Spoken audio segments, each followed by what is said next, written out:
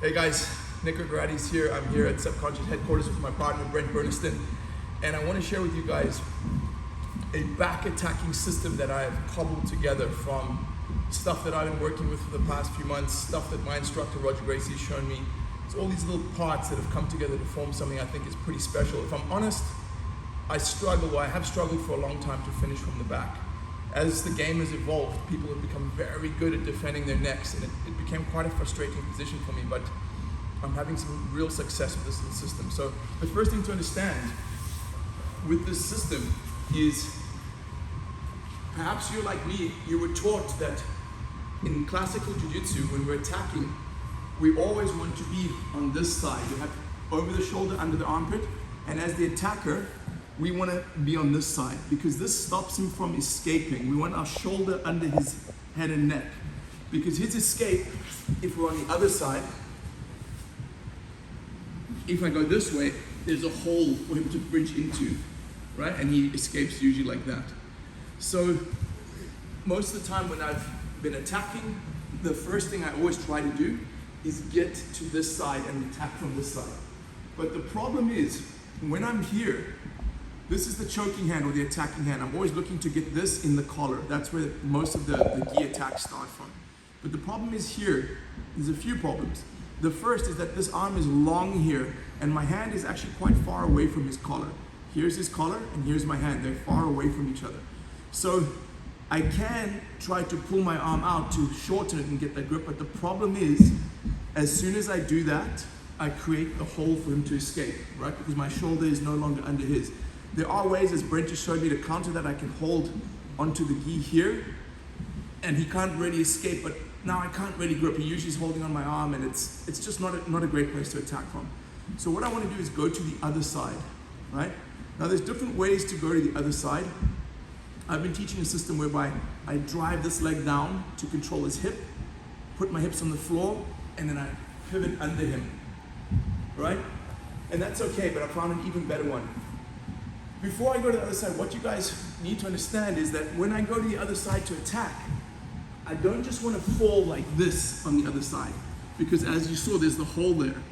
I want to be underneath my opponent and at a slight angle so that his shoulder is on my chest. From here, he cannot go into the hole. If he tries to bridge into the hole, go Brent, he can't. He can't escape. So this is where I'm trying to get to here. On the armpit side with a slight angle. That's my goal. The way I found to do that is this. I first want to set this very strong 2-on-1 grip. So I've got my saddle, he's defending, he's dragging on the arm. So I'm going to use the armpit hand to grab the hand here.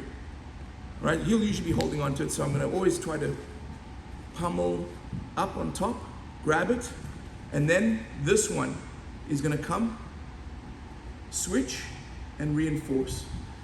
So it looks a little bit more complicated than it is. It's 1, 2, 3. So I'm trying to get to this 2-on-1 position. And once I've got that 2-on-1, I'm doing that movement. Pulling in, pulling my wrists in and my elbows in. Really pincering and pulling Brent's wrist as high as I can go. And the power of this thing is amazing because now to bring him to the other side is easy. I want him to escape. I want him to go that way. So I can literally let him go and he can start to go, or come back please. If he doesn't move, I can literally kick him off me. I loop this hook in and I kick him off me. And then from here, I just get to my knees and I sit him up. As long as I have this grip tight, there is no way he can escape. I haven't seen a way for him to escape. And then I take this hook and I fall into that position. You see, I've fallen into that angle position here, right? And now I control, generally I don't keep my hooks like this anymore in a control position. I usually have this position here with my feet. And from here, this is the sequence that I learned from my coach Roger to finish the attack from here. Now I come back to armpit, wrist controlling same side. So I switch again, here. Once I've got that, I do what I call a motorcycle accelerator. Just one push. I don't need to shove it down or anything like that. Just one little twist. That's all I'm looking for. Now, if Brent's hanging onto this arm, the beauty is I'm not lying on it anymore, so I can just pull my arm out. Hold tight, Brent. it comes out every time. And now Brent, he knows if he doesn't do something, I'm going to get his neck, so he will protect his neck with his hand on his neck, usually here. That's the most common defense. Then I make the cat's paw grip, and I look for this little hole under his wrist. There's a little curve where his hand and his wrist meet, and I just punch under that. The second I get under that, this guy releases his body and opens and twists, and I take a deep, tight grip. The choke is not about strength or power, it's about tightness. Brent, I'm sure you can feel it. The tighter it gets, the less power I need. And this is very tight, so I don't need to tug or yank or pull. It's tight, right? The second it's tight enough, I reach through and grab this. And now I can start to try to finish by not arching my back, driving my hips forwards. But again, there's one more thing we have to look out for. A good guy is going to reach back and he's going to grab your arm and start dragging. If he does that, I push down on his hips, and then I pass this leg over, crossing my ankles, and now I squeeze to finish him.